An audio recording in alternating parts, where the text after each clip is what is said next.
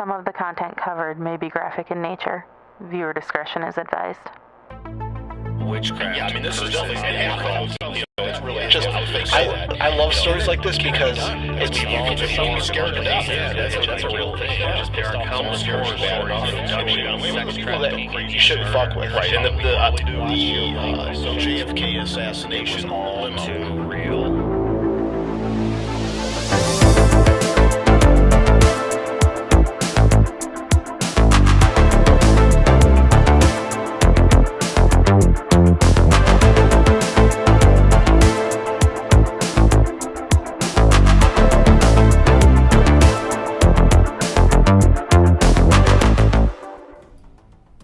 Well, they say better late than never. From the mistake on the lake. Yeah, right. From the mistake on the lake and the deep, great American Rust Belt. I bid you all good morning, good evening, wherever you are, wherever you may be across the nation, around the world. It's a little George Norrie for you there. This is Type 3 TV. I'm your host, John Budzinski, alongside Steve Buddha Gibson. It is true. Better never. From the mistake on the lake. Uh-oh. Somebody's got the feed going. We're good. Sorry. And in the third seat tonight, Robbie Rob Taglarino. Sorry, Buddha was the reason for the delay, not me. Robbie Rob and the Hairy Bunch. I'm sorry about that. I want to murder the creators of all these devices. It'd be nice. Can't say murder. Can we say kill? It's offensive to crows. So yeah, we initially scheduled to go on at 8, and then we had technical difficulties, and then we went at 8:15, and I kept watching the clock, and I just kept pushing it back. And Rob, he was fine in his other setup, and then all of a sudden, like this week, it just decided not to work, and so. Yeah, it was 1 hour from 7:45 to 8:45 of me saying, "But I have signal on this." Yeah, and I don't just get getting it. progressively angrier. Yeah. And I mean, it worked in all other places, but the place that it should have worked. So, yeah, story of my life. Yeah. But so, Buddha, you had mentioned that you had a decent day. You got to work inside versus outside in the heat. How'd that go? Yeah, and I feel like a totally new man. Yeah. Did you have to work in a sauna? Yeah. Dude, it would have been cooler. He's about to get a desk job. Right. Oh, God. You think you're doing it, like, can I help you? I would literally last a week before I just murder everybody. traded in the jeans for khakis and a polo. They'd come in to like have one problem solved, and you tell them why they're wrong with every other aspect of their life. Look, if I was being interviewed after I shot up that place, I'd be like, you know what you hired. It said in my application I was liable to shoot up the place, so. But yeah, so no, another week gone by. We're on the back stretch of summer right now, and around Northeast Ohio, it was really warm the last week, but which is typical for this time of year. But we're looking at a cool down coming. Thanks for the fucking weather report, John. Listen, there's nothing else to talk about. All right. You guys just want to wrap it up? All right. Good evening, everybody. Yeah, of course it cooled down as soon as I got back from vacation. Yeah. Yeah. And how was you haven't been on in a couple weeks. What's new in your camp? Not much, man. I really tried to stay off my phone and away from emails and bullshit texts as much as I could during vacation, because I'm usually tied to my phone 24/7. So made a conscious effort to really detach. I feel a little bit of a personal attack when you said bullshit texts. I mean clients. Okay. Did I not respond to yours either? No, I just meant you generally don't, so I just assumed it fell into the category of bullshit texts. It's usually just a weird dick pic. I don't find it necessary to respond immediately. Wait, is it a weird pic of the dick, or is it a weird dick in a pic? Yeah, it's weird dicks. Cat in a hat. Oh, Strong start, everybody. yeah. Good evening, everybody. That's it for tonight. No, it's funny. Buddha. All right. Did you ever see that Geico commercial where the guy? It's like he's like fighting off terrorists, hanging out of a helicopter, and his mom calls him, and she's like, "So how are you doing?" Yeah. Well, that's you. You're the mom. Like you text at the worst times, you call at the worst time. So, like he's in the middle of like it's like 8 o'clock in the morning, and like I'm, getting ready to start my day, and he's like, "What's going on for tonight?" Like, this is the worst time to text me about this. I'm sorry that I like to have at least some semblance of an idea. Well, maybe try the common time when like we're not doing our day jobs. Well, okay. Well, I'm up at 4. When would you like me to text you? Let's see, between the hours of 6 and 9 p.m. So 8 falls in 6 and 9 p.m. No, 6 p.m. and 9 p.m. Nah, that's not what I heard. No. Honestly, Buddha, if you hadn't texted me, we probably would have rolled in today, just you and I. So I texted you yesterday. I know, that's what I'm saying. Like, it was a good, friendly reminder. Well, all right. Hey, well, you know what? Then we would have started on time. Yeah, too soon. Too soon. Well, this story, I guess, ties in with my lack of knowledge with technology. So I was at the pool, and I was just sitting, dangling my feet in, and my wife was in with my 15-month-old son. And there was like a 14-year-old and a 12-year-old, something like that, just throwing a pool football around, and they're whipping at each other just because they're macho young kids. And the one kid just keeps yelling, he's like, "You gotta catch the ball," and it was like real dickish but kind of funny. And every time they missed, it would bounce out of the pool, and I'd go get it because I was doing nothing but dangling my feet in. So I go grab the ball, throw it back to them. They were polite, said thank you. After about the 10th time, the older kid yelled at the younger kid and pointed at me, and he's like, "You got to catch the ball. This old man over here," and stopped after he said that, and he's like, "I am so sorry." And I was like, son of a bitch. I am an old man. I remember thinking, like, when I was 12 or 15, whatever, thinking 35 was disgusting old people. And here I am, a disgusting old man. So, and it's official. Yeah, his parents were there like, "I am so sorry." Oh, get out of here. Oh, it was great. He's like, "You and your wife both look like you're in your 18s. 18s? Yeah, it was funny. Yeah. Who said that? The kid? The kid, yeah. He was probably all scared that you were going to kick his ass. Yeah, not really. He thought I was an old fucking man. Oh, man. All right. Well, let's get into some news here. Did you guys see today an 8.2 magnitude earthquake struck off the Alaskan Aleutian Islands this afternoon? Did see that. No shit. Wow. Yeah, 8.2 magnitude. That's pretty big. The earthquake struck at a depth nearly 30 miles and was located about 50 miles from the nearest settlement, Perryville, according to the U.S. Geological Survey. And so they're putting tsunami watches out there to see if something else happens here. Oh, shit. Yeah, I forgot that happens hours or days later or whatever. Wow. Yeah, it says a tsunami warning, which was issued for the coastal areas of southern Alaska. The Alaskan Peninsula, the Aleutian Islands, was eventually canceled after about an hour, though. There were at least 2 strong aftershocks, preliminary magnitudes of 6.2 and 5.6. That's still pretty big. Oh, that's crazy. Yeah, that's like a regular ass earthquake. Yeah. I'm curious, Oh, go ahead. No, go ahead. Oh, mine's just stupid.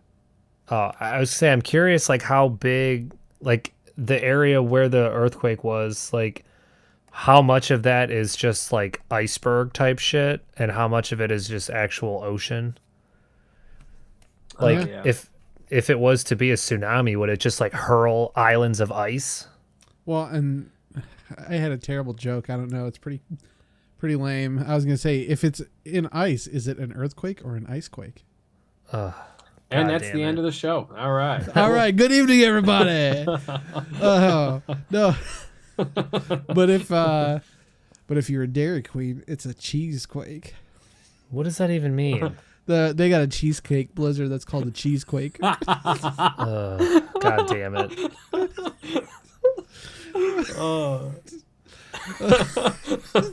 Buddha's just mad because he'll never be able to taste that deliciousness. Yeah, I know. Just mad I didn't think of it. All right. I'm surprised none of you are single. So, here's another article. Did you guys see this house listing in Texas? Rob, this one might be interesting for you. The property at 13229 Southview Lane was listed on Zillow in May and features windowless rooms, cinder wall blocks, and harsh lighting. Basically, this looks like a normal house from the outside, but when you look inside, it looks like a warehouse. Like they're calling it like a safe house. It's insane. I don't know if you guys want to bring it up on your end, but like What? Yeah, what was the address? 13229. yeah, Southview Lane on Zillow. But basically, from the outside, it looks just like a regular house. But when you get inside, it's kind of like a doomsday prepper house where it looks like a warehouse. It's got warehouse shelving, big open spaces. These fake windows are actually, they look like real windows, but they're fake. You can't see in. Oh my God, $1 million. That Yeah. seems like a deal for $1 million. It's almost 6,000 square feet. Yeah, and it's all concrete too. Wow. Yeah. Yeah, look there's at the definitely pictures. something else going on here. Yeah. Wow. Yeah. This looks like a grow operation. Or It something. says so for beds and bath. It says it's a studio and just a half bath. Wow. Well, that Yeah. doesn't make sense. Crazy. Who clicky? Oh, I'm sorry. Is that It's you? loud ass Apple mouse. Things. But yeah, it says the building sits on the corner of a tree-lined street, and it's the largest property in the neighborhood, compiled mostly of small ranch-style homes. It didn't take long for individuals on social media to chime in, which many of the commenting on the absurdity of the property. Tell me you're breaking the law without telling me you're breaking the law. But I mean, at the end of the day, though, like it could be used as a good, house for if things hit the fan. But yes, it does definitely look like a grow operation, like somebody that would put that up there. No. Yeah, it's crazy. Hey Rob, I don't know like how if you just randomly look at random houses or you get like random updates of new houses that go up on sale, but any chance you happen to see that one historic house that went up in like Berea and it's like in the metro parks? No, I haven't. I was trying to get back to everything really tomorrow, but Gotcha. I'll It's make sure to take a look. yeah, me and Natalie drive past it all the time because we take Freddie for a walk over there, and it's like a super old house. It's like it went up for sale for like $700,000, and it's in like Berea. And dude, it's fucking cool on the inside. Like it's all super super old, and I can't really describe it like without you have to actually see it. I'll send you the Okay. address later, but I was yeah, it's actually fucking I was gonna pull it up right now. Yeah, there was another really interesting one that went up too. I saw in Rocky River. That's like almost $1 million home, but very 1920s ish. Like, it just looked like. I mean, obviously we know that for the price, somebody with a lot of money lived there, but nothing I can afford. So.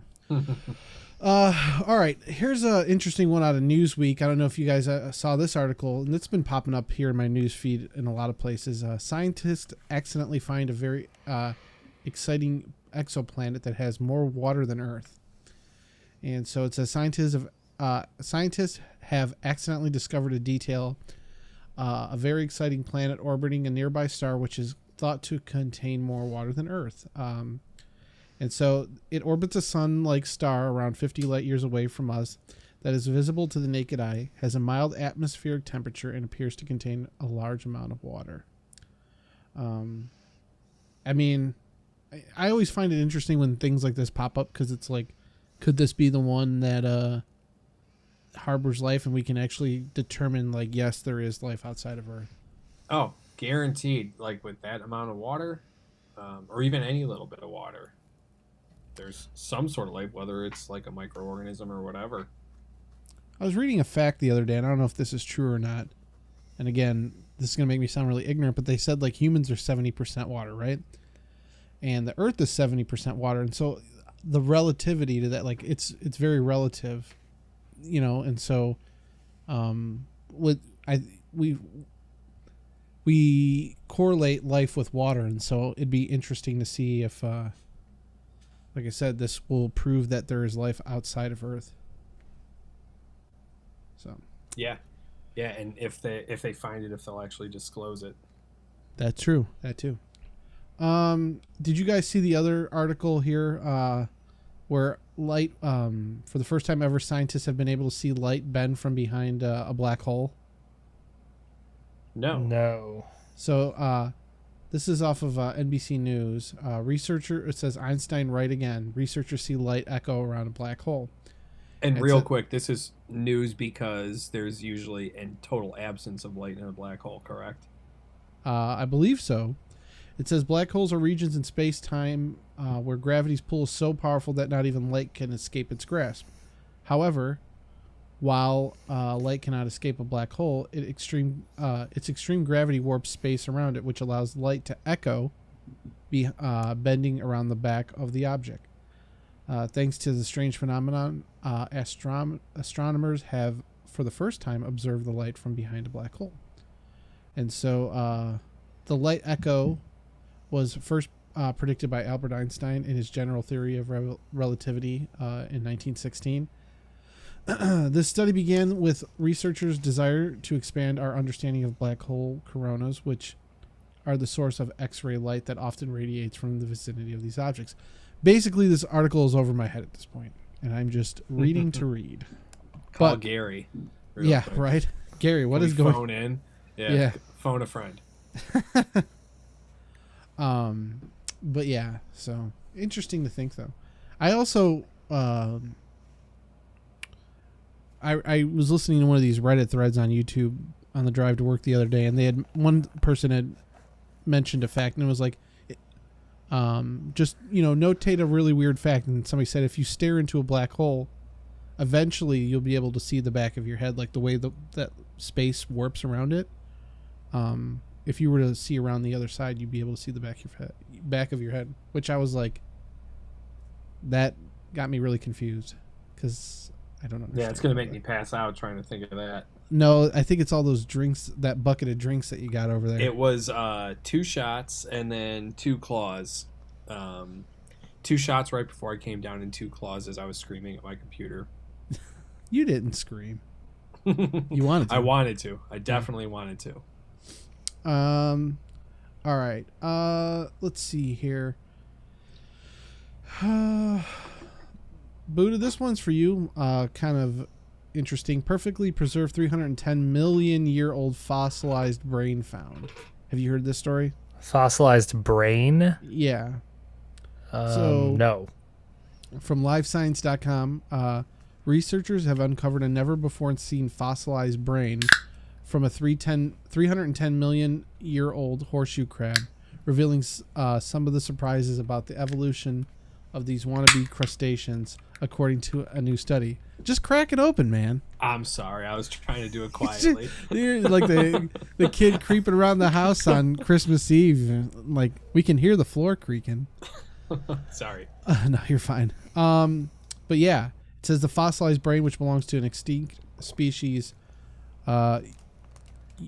it's EUPROOPS. So Europerops, Proops. I don't know. Europoops, like when Europeans take shits. Yes. Was discovered at Mason Creek, Illinois, where the conditions were just right to perfectly preserve this animal's delicate, soft tissue. But pretty interesting to see that. I mean, again, this is 310 million years old. So did they bring it back to life? Not yet, but I'm Zombie sure. crab brains. They took that brain from 310 million years ago, kind of reverse engineered it, and put it into this fucking Mac that I was trying to run clean feed off of. No, I was going to say they just grinded it up and smoked it. What should we do with this? Should we study it? Nah. Let's smoke it, bruh. This thing is 310 million years old. Perfect. Better with age. All right. And then last but not least this week, week to week we've been covering this story and just I've been searching for it every week. Still no sign of Angela Michelle Roberts, missing for now going on 5 weeks. 26. 5 weeks? Yeah. Damn. Saw getting into a rideshare on Old Tyler Road out of Hoover, Alabama. So That's really weird because her description really matches like the lady I kidnapped a little while ago from 5 weeks ago. Where were you? I don't know. Where was she? Hoover, Alabama. Oh, No, this is, dude, wasn't again, it's funny. Like I was, it's not funny, but like I was searching just like missing people and unsolved disappearances before we started tonight. And this is not like, Buddha, I know we've gone over this the last 3 weeks, but it really is a very common thing. Oh, dude, it's everywhere. I mean, it's literally millions of people that just, they're gone. Move on. Yeah. I don't know. I mean, how do you keep track of 330 million people? You know what I mean? If I can think of one way. What's that? We're not going there tonight. But if I mean, realistically, 1 million people, it sounds like a fuck ton of people, but in the grand scheme of things, of 330 million, that's not very many. You know, I mean, Right. If that many people go missing, dude, That's I mean, still everyone a else, lot. Like 330 people. yeah, is that how math works for you? Yeah, 1 million out of 330 million. It's like 1 out of every 330. What? Anyway, Right? nah, I don't think that's how that works. 1 out of every 330. You're saying 1 million people go missing out of 330 million?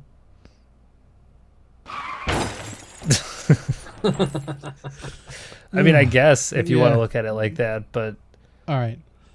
Well, anyway, this woman is still not found. And again, another week goes by. And, I wonder at what point, like, I mean, she was missing for a certain amount of days. And then they were able to put a missing persons report in. How long, and so how long do they continue to search before they stop, like, obviously they're going to ease off the gas pretty slowly on this, but at what point, like, do you think that there's somebody still like investigating this every single day and kind of? I doubt it's active. Is it up to the family like to determine when they declare her dead at that point? I don't know.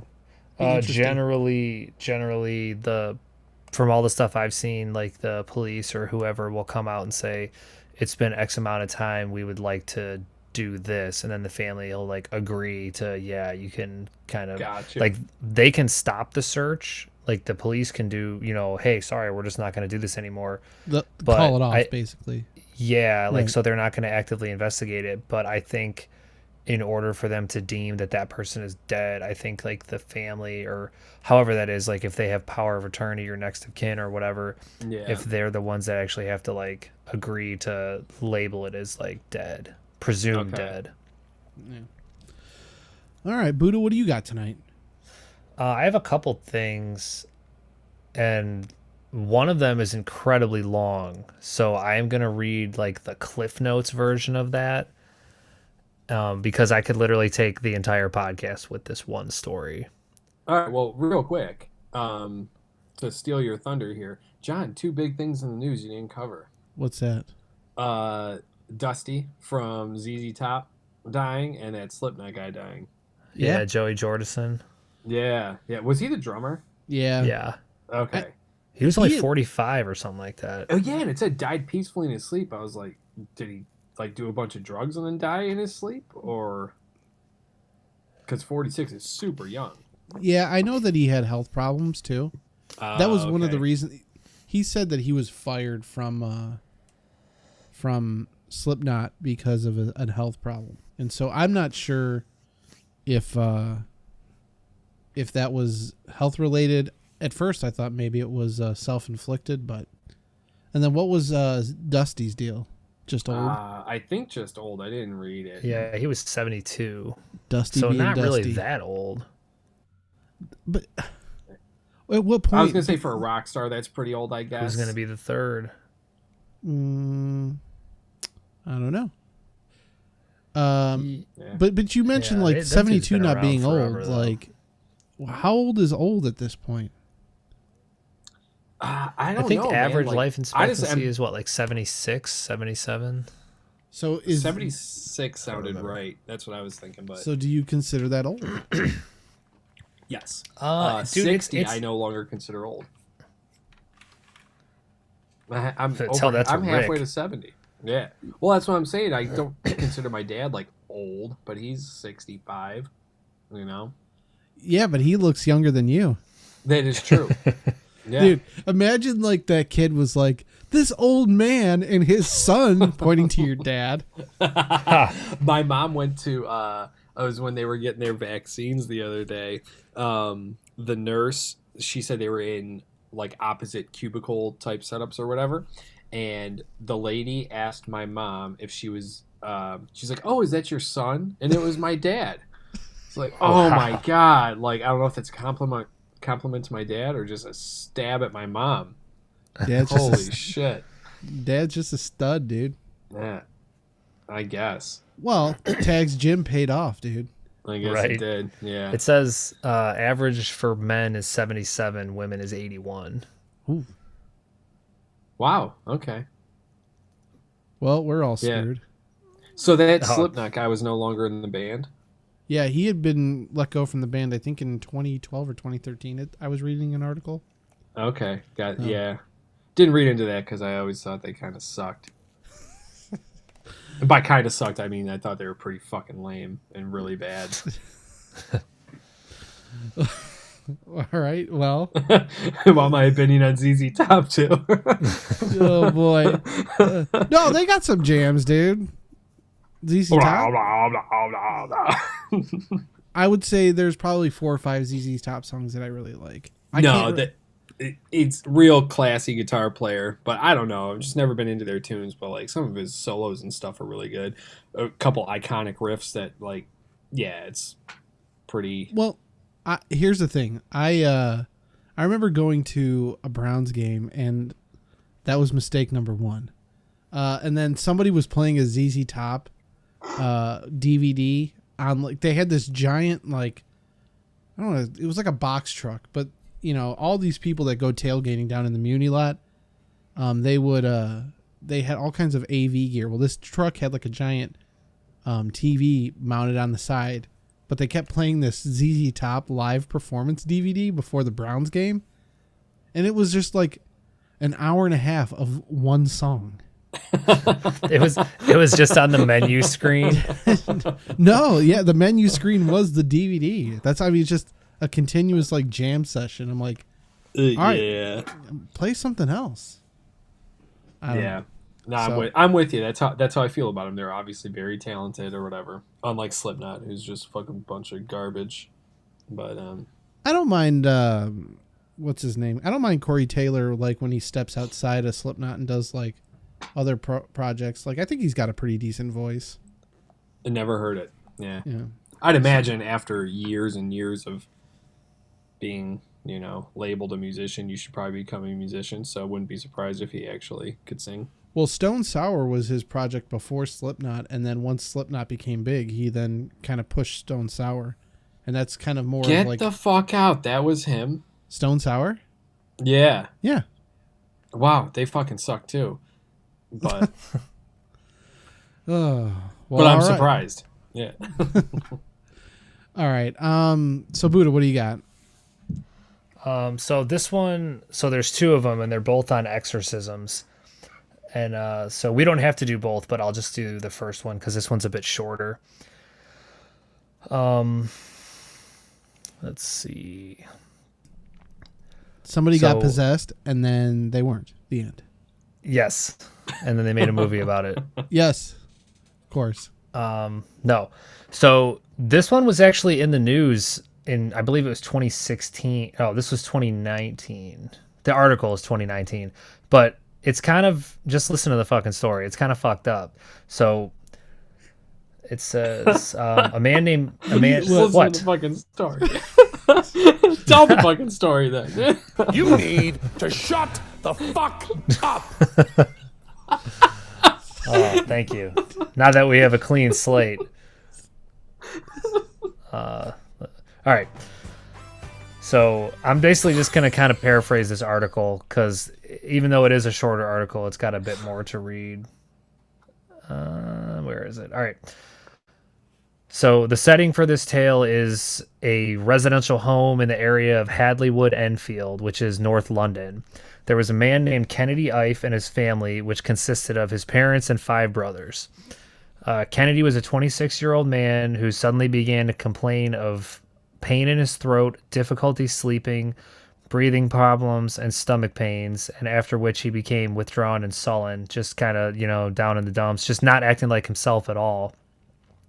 So this slowly progressed to like unruly behavior, lashing out at families, like violently, mood swings. And then at one point it says that he actually reached out, grabbed, and tried to bite his own father. When family members tried to talk to the troubled young man to find out what was wrong with him, Kennedy told them there was a seed in his stomach, which he claimed was growing an evil serpent within his body. He believed that there was a presence settling within his penis area and threatened to cut off his penis. Even after brandishing a knife, as he did this on several occasions, and then started rambling about the mark of the beast 666. So this was going on for about 2 weeks, and the family, for whatever reason, instead of, getting literally anybody else involved, they just said, we need to exorcise this guy. And it says, this is a quote, "There was another personality coming through. It's clear that this thing was in him, and what we believed was a demon because it was not natural. It was clearly trying to kill him. We had to restrain him for himself. It was clear if we didn't restrain him, he could have tried to harm people in our family. When it got to the violent stage, we said, no, we have got to protect him." So it says the family took matters into their own hands. They overpowered Kennedy, tying him to a bed with cables that doesn't make any sense. They tied him up with some zip ties, rope, and handcuffs in an attempt to cure him as he barked and growled like an animal. He would remain tied up for a full 3 days as he basically just kind of, I guess at that point, would start to become malnourished, grow weaker, and just kind of started to wither away. Now it says, I lost my spot. Oh, while he was tied up, his family held constant vigils over him in which they prayed that the demons depart. Whatever they were trying to do, it didn't work. No shit. The afflicted man became increasingly dehydrated and complained of breathing problems, which the family seems to have ignored, and after which he finally expired from cardiac arrest on August 22nd, 2016. When the body was retrieved by authorities, the family was apparently in the midst of some sort of resurrection ritual, and Holy it was shit, found the whole that the family's fucking nuts. Oh, dude, yeah, it's the entire family took part in this. So, it says the corpse held numerous injuries upon it. A full investigation was launched, and all 7 of Kennedy's family members were subsequently accused of manslaughter, false imprisonment, and causing or allowing the death of a vulnerable adult. Police also found various paraphernalia for tying someone up on the premises, including 379 cable ties, handcuffs, and as well as a book on exorcisms entitled Anger, Madness, and the Daimonic. Let's see. The family, for their part, denied any association with any sort of cult or interest in the occult. You had a fucking book on exorcisms. I was going to say, I'd like to see the receipt on that and see when it was purchased. Was it like a month before they decided to tie this guy up and accuse him of trying to chop his dick off? Dude, it says they claimed they only had been looking out for Kennedy's best interest. During the trial, which was splashed all over the news, they would insist that they at no point thought the young man was actually in danger, and they thought they were indeed helping him. and the man's brother Colin especially defending their actions. Prosecutor Tom Little would go on to say this of the events, and then this is another quote. Whether this was some form of exorcism will be a matter for you in due course. In short, the Ife family took the law into their own hands. The paramedics were told that for the last 3 days, Kennedy had been behaving abnormally and had been violent and aggressive. Collins states that by August 18th, he looked weak and complained about a seed in his stomach. He was complaining that he had a python or snake inside him and that he needed to get rid of it from inside him. He stated that Kennedy believed he had a demon inside his body waiting to kill him. God, these quotes are so fucking redundant. But anyway, the family stated they had been required to restrain Kennedy physically. He had subsequently developed breathing difficulties, and as a result, they had called the emergency services. The family put misguided religious beliefs about this young man being possessed by a demon or evil spirits before the obvious and common sense conclusion that he needed help and did not need to be restrained. So it says, even after he developed, they waited until he developed breathing difficulties before they decided to call 911.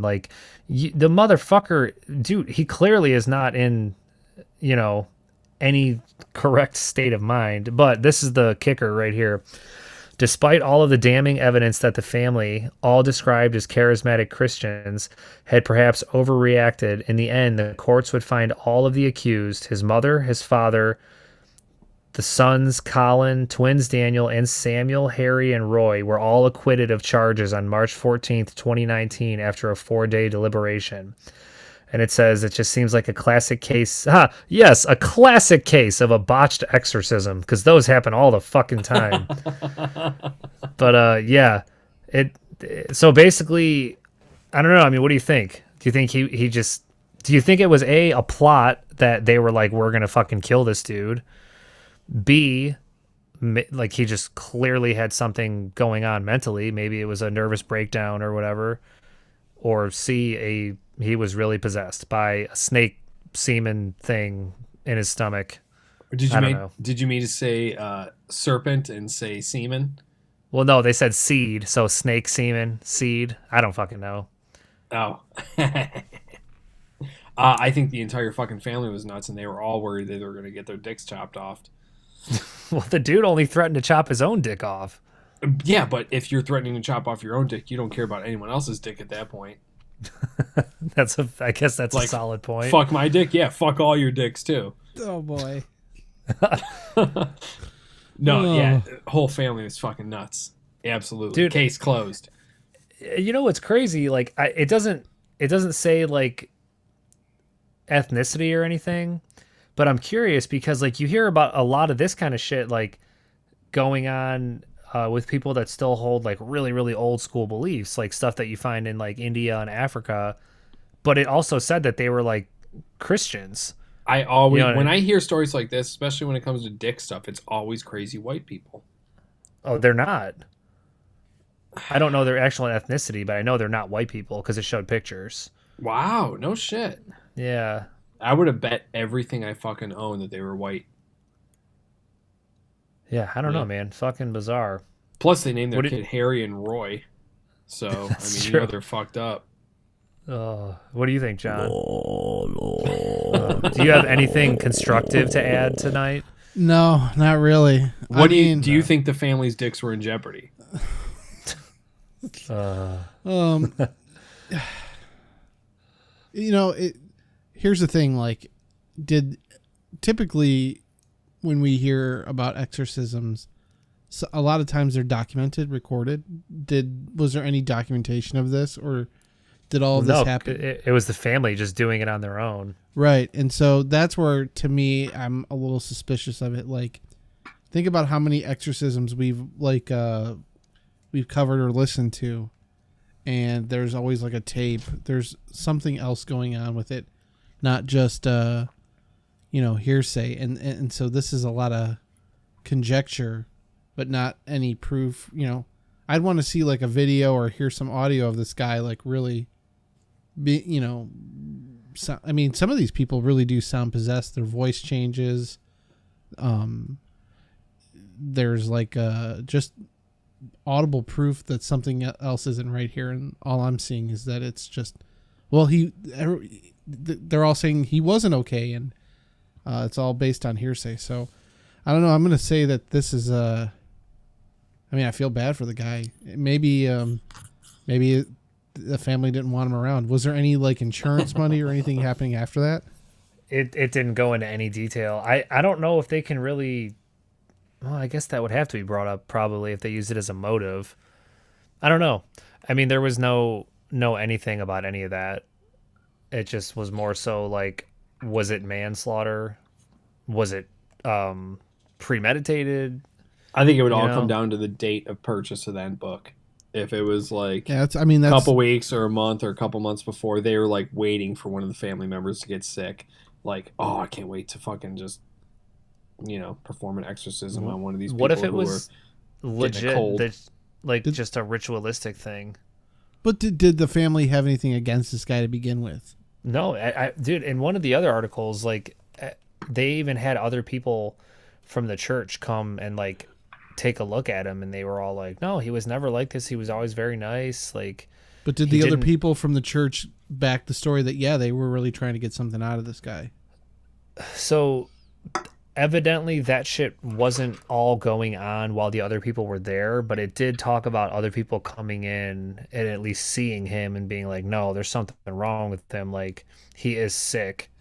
It didn't talk about them witnessing like what's wrong, fits, like him lashing out or anything, or him being tied up. So other than them saying he looks sick and malnourished, and the fact that this dude's just tied up. Yeah, imagine being fucking tied up. Be like, get me the fuck out of here. I'm hungry. Right. Yeah. Interesting. There you go. Commit. Another one, brah. Another one bites the dust. So yeah, I don't know. I'm gonna have to say that it was. I agree with Rob. Going back to the book, when was the book purchased? And if it was there for a long time, then But then again, if it was there for a long time, does that imply that somebody just kind of kept this around planning something like this to happen? I think it depends on like time frame. Like, if it's something you had for like 10 years, it's probably something you were just interested in. Agreed. But I mean, if it was like I had it for 6 months, then I'd be like, this seems a little sketchy. Right. I don't know. I got nothing. Yeah. So I could touch on something else. It just depends what you guys want to do. Go for it. All right. So this is the one that's super fucking long, but I'm gonna read like the shortened version, and then hopefully if you have questions, I can answer them from the longer article. So let's see. Bear with me for one sec. It's such a goofy song. What is that from? Rockford Files. What was Rockford Files? James Garner. Dan loves that show. Yeah, it's an old show for the 70s, right? Yeah, it was like about a private investigator, but like he was kind of like he'd get his ass kicked and stuff. Like, he wasn't like the cool guy. Okay, but there's car chases and stuff. So Dan was, he loves that show. So every time Dan goes to tell a story. All right. So anyway, so this is a news outlet called the Indianapolis Star published this article, and that's the really long one. This is like a paraphrase of that article. And it's about a family that was terrorized by their 3 children allegedly being possessed by demons. And it's the account of LaToya Ammons and her family. And it involves her children climbing up the walls, getting thrown across rooms, her children threatening doctors in deep, unnatural voices, which is kind of like what you were just talking about, John. And the reason that this one is kind of, I'm not saying that it's like more believable or anything, but there's nearly 800 pages of official records obtained by the Star, and it's been recounted in a dozen interviews with police, Department of Child Services personnel, psychologists, family members, and a Catholic priest. And it says right here, one of the more chilling sections of the report includes a segment about the possessed 9-year-old. According to Washington, this is from the article. According to Washington's original DCS report, which is the Department of Child Services, an account corroborated by Walker, the nurse, the 9-year-old had a weird grin and walked backward up a wall to the ceiling. He then flipped over Campbell, who's the grandmother, landing on his feet, and he never let go of his grandmother's hand.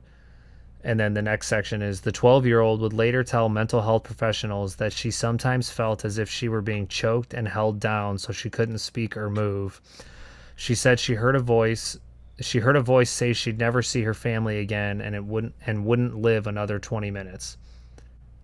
Huh. Actually, that article kind of fucks me because that's all they had. I thought they had way more in there. All right, I'll give you the brief rundown of the case then. And this is just going to be basically from memory. So this woman and her kids are living at this house, and they start just having just all this crazy shit happening pretty much. And it's only really at the first point, it's only involving like the children, and it's everything from them just acting out, having like the having like the deep voice, like the voice changing, different situations where like one of the children would be in like in one bedroom, and then one child would just start levitating above the bed, and then slam to the bed and wake up, and then have no memory of anything that happened. And it just kind of all gets just stupid from there, but it's because of the fact that they have so much documentation. So here from the article. In November 2011, the Ammons family moved into a rental house on Carolina Street in Gary, Indiana. Big black flies suddenly start swarming their screen and porch in December, despite the winter chill. Let's see. And that's kind of how everything started. We killed them and killed them and killed them, but they kept coming back. After midnight, Campbell, who's the grandmother, and Ammons, who's the mother in the story, Campbell and Ammons both said they occasionally heard the steady clump of footsteps climbing the basement stairs and the creak of the door opening between the basement and the kitchen, but no one was ever there. Even after they locked the door, the noise would continue.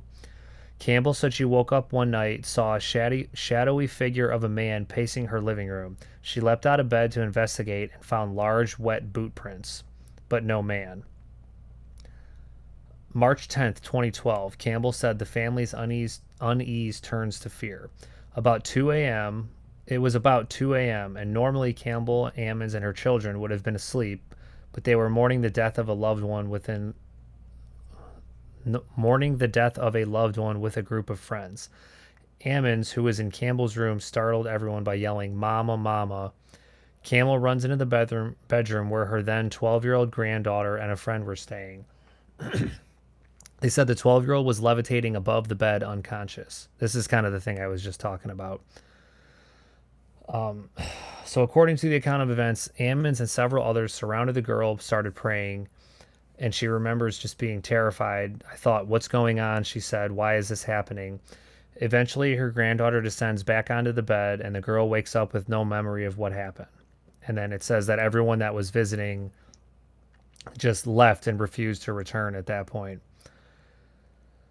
So Campbell then says she remembers telling her daughter, we need help. We need to talk to someone who knows how to deal with this. So they didn't really know what to do because obviously it's something that one is just fucking weird and they would just consider supernatural. So they started calling around to local churches, and basically everybody just kind of dogged them and just didn't even want to listen.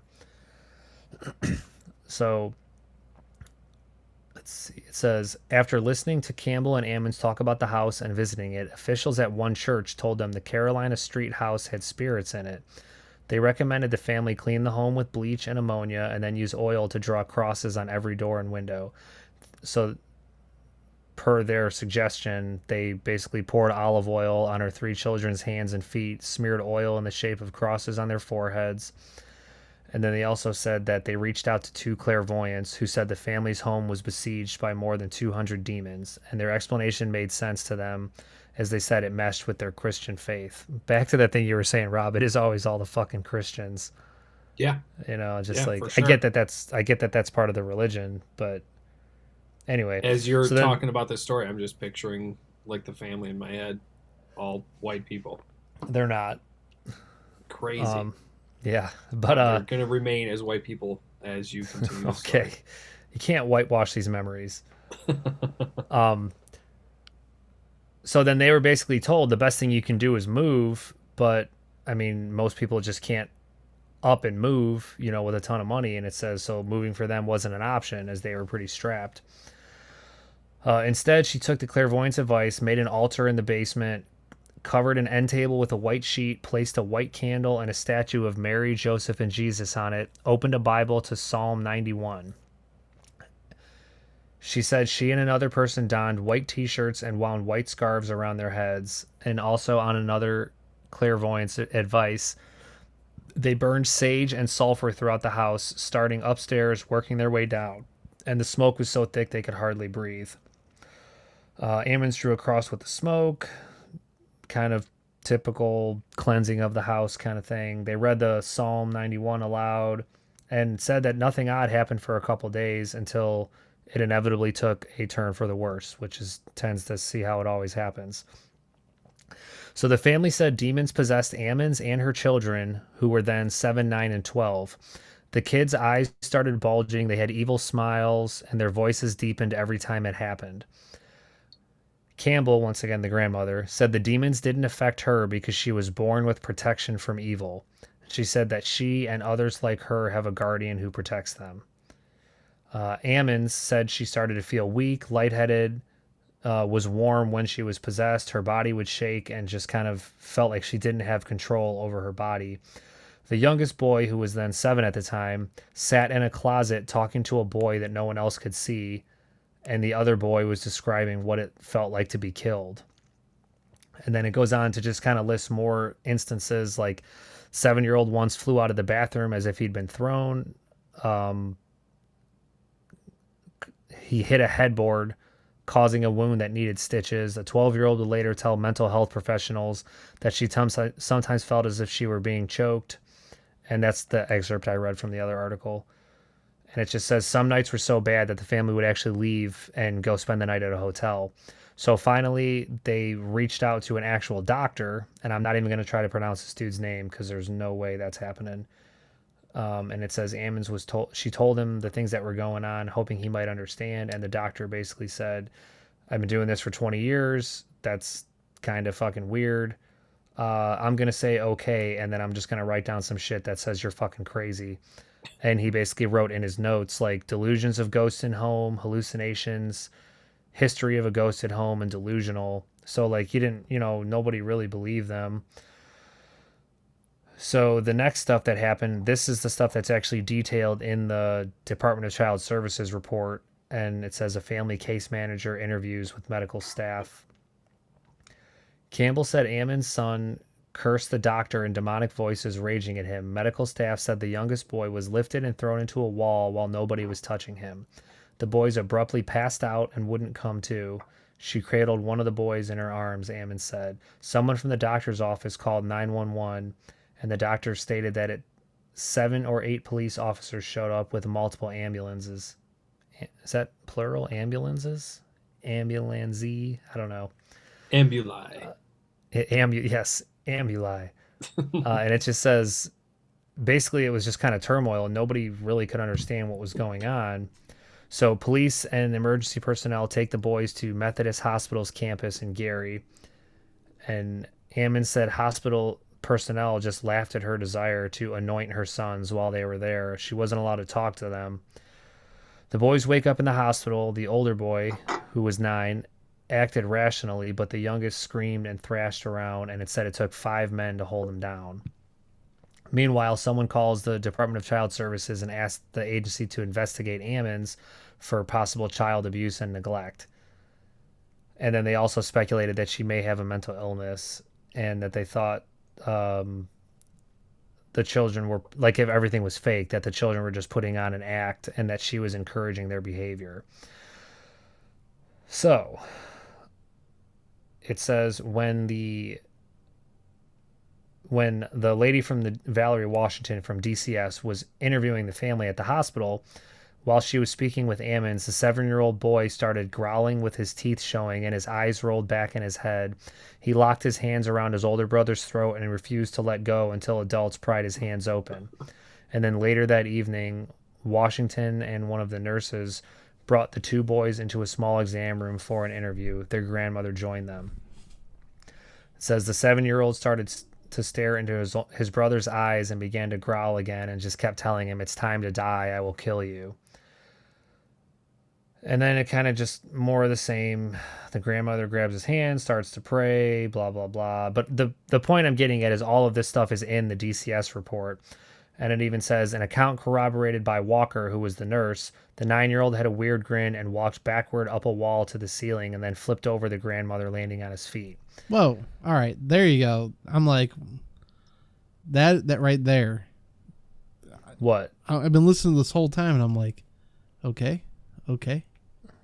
All right. And then you say that and I'm like, okay, now that's a little weird. But, it's like one of those things. It's like it's documented in the report, but it's like, did it really fucking happen?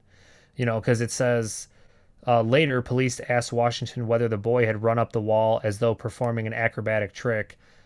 And the lady from DCS says no. She said the boy glided backward on the floor, wall, and ceiling, according to the police report.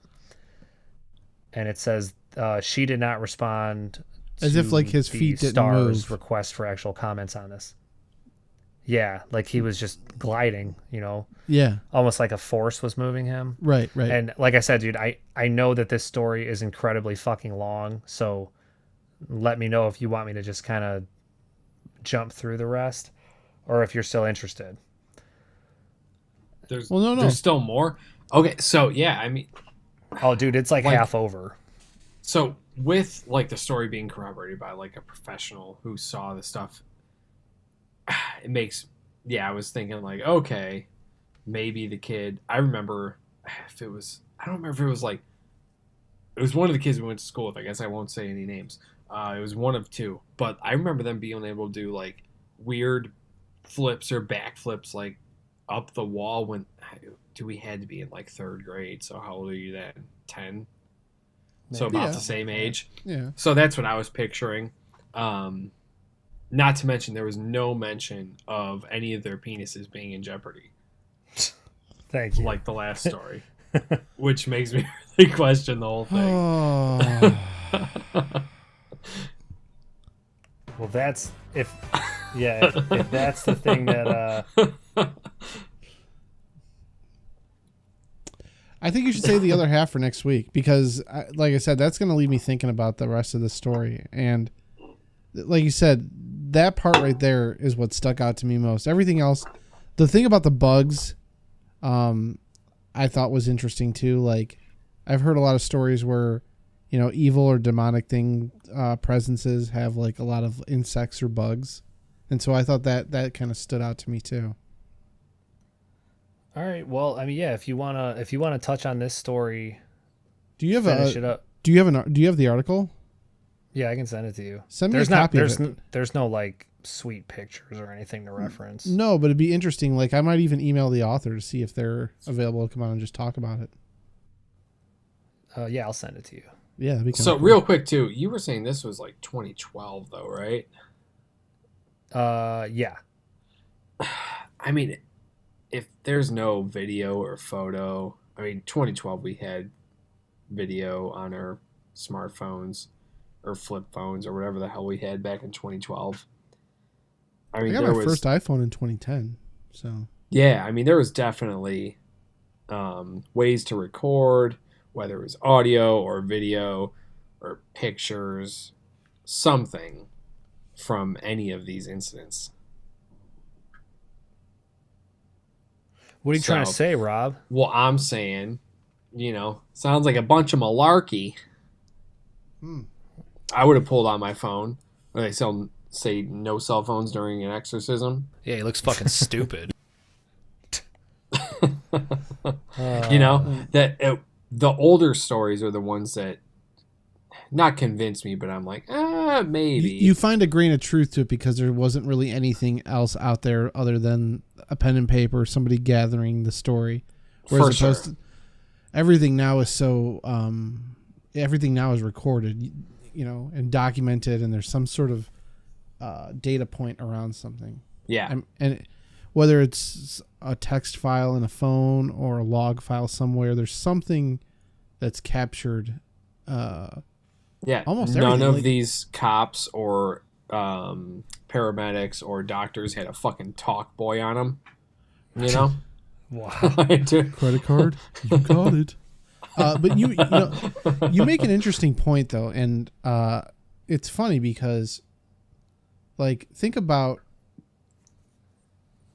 and this is kind of dovetailing into a different subject, but think about, okay, so we just said all those other stories were kind of gathered, pen and paper, or, you know, typed out and redistributed online, right? But at what point are we going to be able to say that there's not a data point for every aspect of our life? Like, if you think about right now, our phones are pretty much have captured that. Every movement we make, every cell tower that we have, like, there's a capture. At what point will all of our activity be recorded visually? Where, you know, all these stoplights have cameras on them now, so it's like can you pull down the street without someone seeing your car? Right. You know what I Yeah. mean? Like, Can you get possessed at the corner of a street without someone seeing you? yeah. Or, you know, cutting things off. I don't know. But yeah. But yeah, it's crazy. Like, to think almost every aspect of our lives has a data point, whether it's your cell phone tower tracking or a text file, or again, a camera, you know, catching you drive down the street, and every stoplight that you go to. Yeah. Like- And it's crazy because it does make life a little less interesting at that point. Even like old murders, like, as much as you want them to be solved and you want to know, like, But that's like the thing. like the How missing does that girl. woman? Yeah, how does that fucking woman disappear? 5 weeks with, I mean, Not no one cameras, like, yeah. dude, the amount of security footage from inside like a convenience store. Granted, it looks like a 1980s video game usually when they have those videos. I'm going PlayStation 1 at this point, but go ahead. Yeah, no, I'll give you PlayStation 1. But yeah, to have nothing, no That's no what I'm trace saying. at all. Yeah, unless they have stuff that they're not disclosing because they don't want the But like killer right now, or where are the kidnapper to know. gaps? Where, like, if I have my phone on me, right, and I leave for work every single day, me pulling out of my complex, I'm already being tracked. By the time I get to a light with a camera, I'm being tracked there. Think about, like, remember a couple of years ago, there was that chase through Cleveland with like the million cop cars, right? Yes. Where they But, shot up the car, that one? Yeah, but like, how many cameras were they able? They were basically able to capture the entire journey of this chase from every camera that was on every corner. Yeah. And so, like, how does somebody go missing with that much information being captured and recorded at all times? Yeah, hard Yeah. to imagine nowadays, and that's, like I said, I love the older stories, because you could say, oh yeah, of course they didn't have cameras, they didn't have cell phones. Well, you can speculate too. I mean, at this Yeah. point, like, but like I going back, like, it's crazy. If this person got into a car and left, like, there's got to be some sort of video like, she got in a rideshare vehicle. Right? I know, like, the services, like, there's data captured around what car she got into and who was her driver. They capture the routes in which people go in. And so from there, like, okay, this person got in the car out here. Is there any cameras around? Okay, let's follow this camera, this camera, this camera. I mean, they're police are now solving car, Grand Theft Autos by watching people's surveillance cameras from their front porch. You Yeah. know? And Yep. so I just still, again, 5 weeks without a single data point. Something's very odd here. Yeah, but realistically, I mean, you're talking of an area that you live that's fairly built up. Like, I don't know what the city is actually like. Let me bring it up on Google Earth. You know, because, dude, if you go, even if you go to, like, places that aren't that far from us, like, you don't have red light cameras everywhere. You don't have all of the, just, like, people aren't using as much surveillance Marion, shit. Ohio. Yeah. Fuck. Dude, I mean, I was in fucking Madison today, and that's like a small town. You know, they have like one main road. I don't even know where Madison is. That's out by like where Tyler was living. Oh, shit. Okay. I think he lives in Thompson, but it's like right Thompson, next to yeah. one another. Marion's the boringest town ever. But you know what I'm saying? Like, if you get abducted from like an old fucking mountain town or some shit, like they're not gonna have all that stuff. And like realistically, it's so easy to just not have your phone.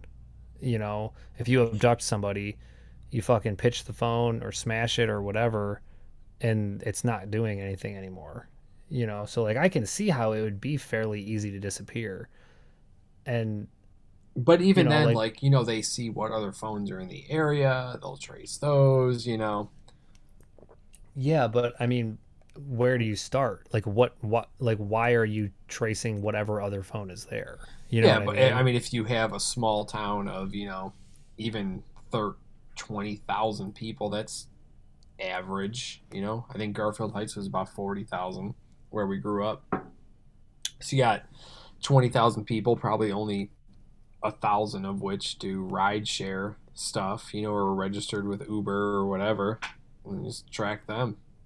See which Yeah, ones I'm are in the looking same here area. right now on Google Earth. It's Hoover is a fast-growing suburb known for its many golf courses, as well as River Chase Galleria, a massive mixed-use shopping, dining, and office districts.